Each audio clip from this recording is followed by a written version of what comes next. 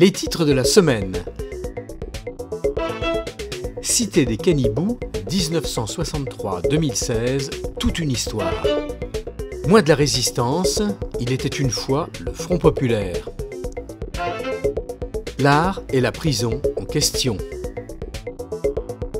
Le bâtiment F est un bâtiment qui fait 149 logements, qui a été construit en 1963, un des premiers bâtiments de Logirep pour aider à la résorption des bidonvilles. C'est un des premiers bâtiments qui a été construit par le ministre de l'époque de la reconstruction, Eugène Claudius Petit, en tout cas qui a été initiateur. L'architecte est Marcel Roux, qui était fortement inspiré, comme tous les architectes de l'époque, par les thèses de Le Corbusier. Donc on a en fait un patrimoine emblématique, historique de Logirep qu'on vient aujourd'hui démolir.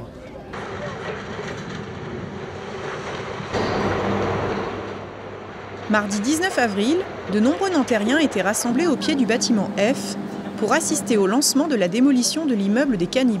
50 ans après, ce bâtiment ne correspond plus du tout à l'urbanisme, à l'environnement, à la qualité de vie des locataires, qu'on est amené à le démolir. Plus personne ne supporte un petit peu les grands ensembles, qui étaient un peu refermés sur eux-mêmes. Je ne sais pas si vous avez regardé un petit peu le projet que la CEDLA met en œuvre. Effectivement, c'est une ouverture sur le quartier, des voies nouvelles. Effectivement, on va pouvoir y vivre d'une façon un peu plus intéressante. Ici, des centaines de familles ont vécu ensemble, les unes avec les autres. Elles sont venues cet après-midi-là pour partager leurs souvenirs et témoigner. Qui a commencé avec moi? Bernard Bonvoisin, le groupe Trust. Il habitait derrière. Il me voyait répéter avec des potes à moi. C'était une cave à vélo, on l'appelait la cave à vélo. Les nanas mettaient, les mamans mettaient leurs poussettes, les petits vélos. Nous, on avait demandé si on pouvait l'avoir. On avait ce local et on répétait. Et il passait, comme il habitait au Pâquerette, il répétait avec nous. Puis après, il est parti à la taverne de l'Olympia comme éclairagiste. Il est tombé sur ses fameux lyonnais, ses potes. Là, il a créé le groupe Trust. On a vécu 15 ans ici. Et voilà, c'est une émotion, c'est une vie qu'on enterre et qu'on fait notre vie, quoi. C'est plein d'émotions. Mes enfants ils sont nés là-bas et voilà. J'ai vécu 25 ans avec tous mes amis, avec toutes les familles. C'est toute une communauté réunie dans un bâtiment. Bon, après, ils nous ont relogés à peu près un peu partout dans la cité. Donc la cité est toujours là, il n'y a que le bâtiment qui disparaît. C'est bien aussi d'aller vers l'avenir, aussi d'aller plus haut. Ce que j'espère, c'est qu'il y aura de la mixité culturelle et sociale. Parce qu'il ne s'agit pas de dire mixité sociale, mais aussi culturelle. Parce qu'il ne faut pas mettre les gens de la même culture ensemble et tout. Il faut mélanger. Parce qu'on est dans un pays multiculturel. Donc il n'y a pas de raison que des quartiers comme ça soient à des minorités culturelles, maghrébines, africaines, etc. Il faut qu'il y ait du français ici. Il faut qu'il y ait du maghrébin ailleurs aussi. Nous, on respectait les parents, on leur montait les courses à la maison et tout ça, quoi. C'était une autre vie, c'était un autre mode de vie. Vous gardez un bon souvenir? Ah ouais, très bon. Ça fait mal au cœur quand il est... À 12 ans que j'habitais, moi. J'avais l'âge de 12 ans, Ils vous ont dit, j'espère qu'ils vont construire le bâtiment, ils veulent revenir ici. Il y a beaucoup de gens qui ont déménagé d'ici, ils ont regretté de partir. C'est bon, c'est des familles, Ça fait plus de 40 ans qu'on est là. Quand la classe de première va arriver, on va y aller.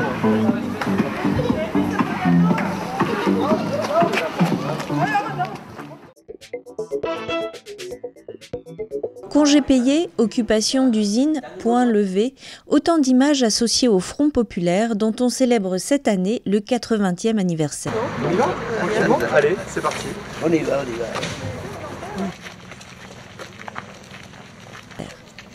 Une mémoire toujours vivante qu'un groupe de Nantériens est allé découvrir au musée de Montreuil. Cette visite était organisée dans le cadre des manifestations du mois de la Résistance. Le Front populaire, c'est très proche de la guerre. On a tendance peut-être à disjoindre un peu ces deux moments. Le Front populaire, c'est un moment de succès, mais un moment dans une situation très très conflictuelle à l'échelle de l'Europe, donc avec les grands protagonistes fascistes qui sont arrivés au pouvoir, donc en Allemagne, en Italie, et puis au moment du Front populaire, l'installation de François Franco et d'un régime dictatorial en Espagne.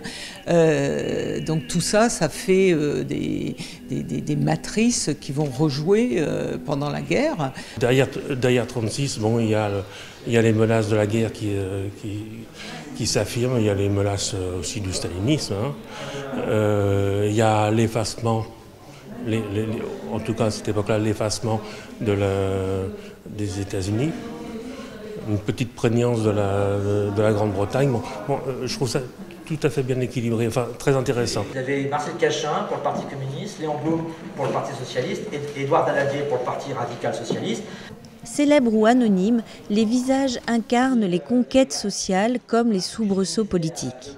Parmi les dirigeants, 3 femmes sont mises à l'honneur, nommées secrétaires d'État avant même d'avoir eu le droit de vote et d'éligibilité. Moi, je me suis intéressée beaucoup à Suzanne Lacore, qui s'était occupée de l'enfance en danger, des problèmes de santé, et qui avait été une femme qui a développé l'enseignement inadapté pour les élèves en difficulté dès 1936 grâce à Henri Sellier. Le mois de la Résistance se poursuit. Le 1er juin, les historiens de la revue Les Cahiers d'Histoire se pencheront sur la question du pacifisme en temps de guerre. C'est vraiment quelque chose de crucial, cette question du pacifisme, comme un idéal qui est vraiment au cœur de tous les mouvements émancipateurs et en même temps qui peut parfois aller à l'encontre de la défense de la liberté, de l'égalité et amener les pacifistes à renoncer à leur idéal de paix. Le débat fera l'objet d'une émission de radio enregistrée en public à l'Agora. Rendez-vous le 1er juin à 19h. La suite en bref. Brocante vide-grenier. Le Centre social et culturel des Acacias organise un vide-grenier le 14 mai. Rendez-vous dès 8h au 12 rue des Acacias. Renseignements et inscriptions au 01 47 29 13 12. Exposition philatélique Voyage en terres australes. L'exposition, organisée par l'Amicale philatélique de Nanterre, vous fera découvrir des collections uniques sur la faune et la flore des terres australes françaises. Une visite guidée de l'exposition est prévue mardi 17 mai à 18h30. Mobilisation pour l'hôpital. Mardi 10 mai, à partir de 18h30, le comité de défense de l'hôpital Max Forestier organise une nuit debout afin de s'opposer à la fermeture du service de chirurgie conventionnelle envisagée par l'Agence régionale de santé. Tout de suite, la question de la semaine. Dans le cadre de l'exposition Le sens de la peine, l'Espace d'art La Terrasse organise le 12 mai un colloque sur le thème Art et prison. Pourquoi est-ce important que l'art franchisse les portes de la prison ? J'aime beaucoup cette phrase qui dit que le contraire de la violence, ce n'est pas la douceur, mais la pensée. Et en fait, l'art, c'est un outil pour penser. C'est un outil pour introduire la culture là où il y a eu violence d'une manière ou d'une autre, la violence de la société, la violence familiale, la violence personnelle. Et l'art, il permet, comme une formidable boîte à outils, en fait, de transformer cette violence en créativité. Alors ce colloque qui s'intègre donc dans l'exposition intitulée Le sens de la peine porte sur 3 thèmes: la violence, la pensée et la création et le travail.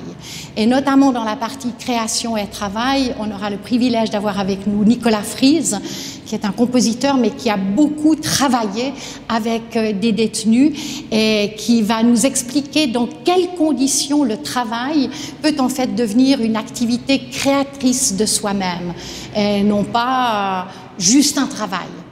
Et puis, dans la partie violence, on aura Frank Smith, qui est un poète, un artiste qui expose aussi dans l'exposition, qui a écrit un livre sur Guantanamo et qui va nous parler, en fait, non pas de la violence des détenus, mais de la violence qui est exercée à leur encontre.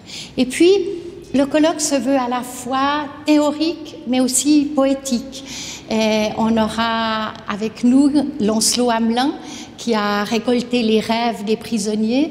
On aura avec nous aussi Judith de Paul, qui fait du théâtre en prison et qui nous parlera comment la scène du théâtre peut en fait transformer la violence en créativité à nouveau et nous montrer ce qu'elle a pu faire avec des détenus. Donc vraiment un colloque à la fois théorique et poétique, ouvert à tous et où chacun va pouvoir trouver en fait ce qui l'intéresse pour améliorer en fait les liens entre les citoyens et les détenus d'une certaine manière, en tout cas dans notre imaginaire. Merci de votre attention et prochaine édition le 16 mai.